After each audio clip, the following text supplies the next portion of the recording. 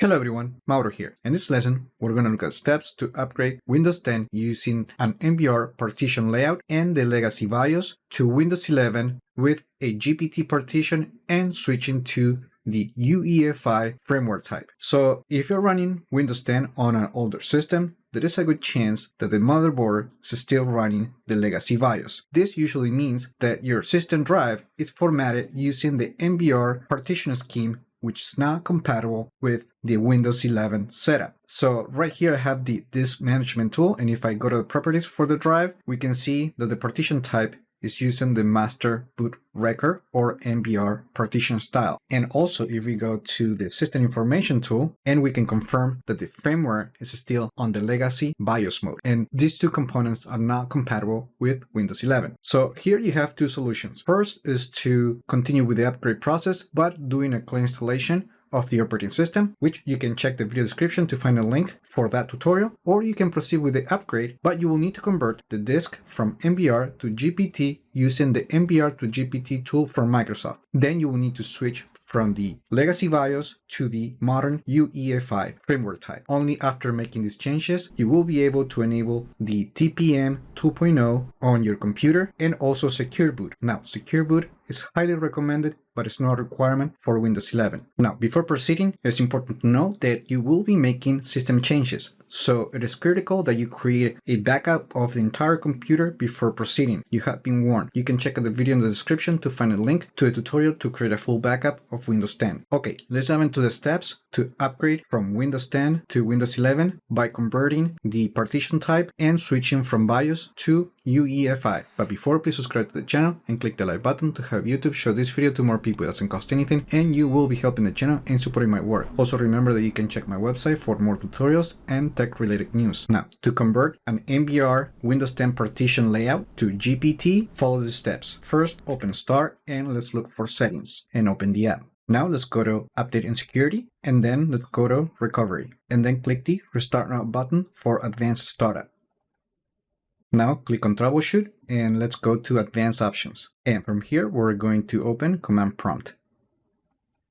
Now select your administrator account and sign in with your password. Now, to confirm if you can convert the drive from MBR to GPT, just type the following command: MBR to GPT/validate, and press enter. Now, to convert the drive, type the following command: MBR to GPT/convert, and press enter.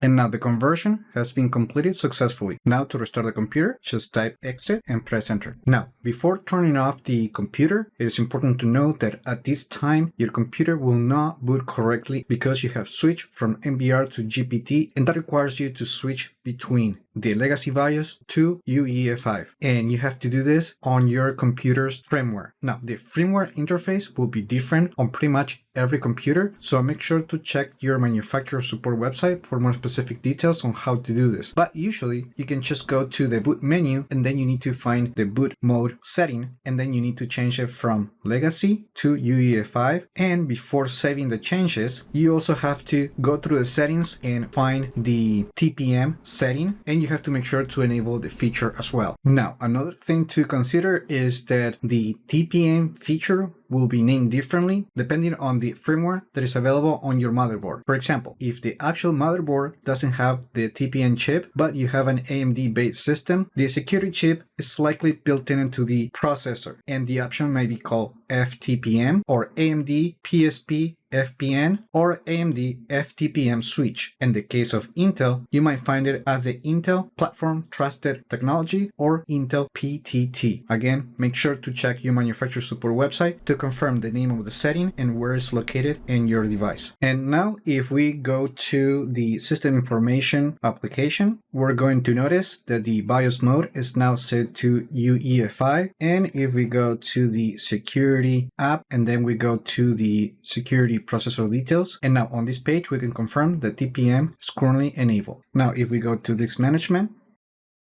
we can right click on the drive and when we go to properties, and then if we go to the volumes tab, we can see that now the partition style is set to GUI partition table or GPT. That means that now the computer is ready to be upgraded to Windows 11. Now, if we look for the PC Health Check app and click the Check Now button, we can see that this computer now meets the requirements. So I had to add this portion of the video because I ran into an issue while I was doing the conversion from MBR to GPT. And one thing that I wanted to point out is that before proceeding with the steps, make sure to go to this management and confirm that you only have 3 primary partitions on the main drive. So if you see, for example, this 2 megabytes raw partition, make sure to right click and delete this partition. Otherwise, the conversion will fail. And now back to the video. Now to upgrade from Windows 10 to Windows 11, we can go to the Settings app and then on Update and Security on Windows Update, we're going to check for updates to see if we get the notification to upgrade. And if you don't see the notification, let's see if we go to optional updates. Okay, it might take a while, but eventually you will see a notification to download and install Windows 11 on your computer. Now, if you want to upgrade immediately, what you can do is to use the Installation Assistant tool. Now, and to download the tool, go to the official download website for Windows 11, and then under the Installation Assistant section, click the Download Now button, save this file to your computer, open the folder location. You can now close Microsoft Edge and then just right click on it and select the Run as Administrator option. And as you can see, now the Installation Assistant has checked the computer and it knows that it meets the requirements to install Windows 11. And what we need to do is just to click the Accept and Install button.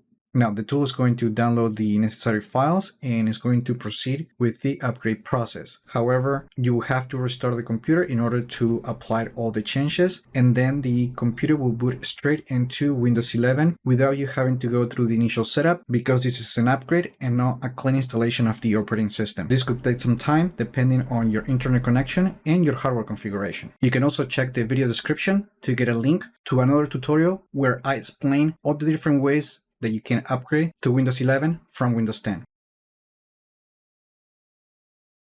Now we need to click the Restart Now button to allow the setup to continue with the upgrade process.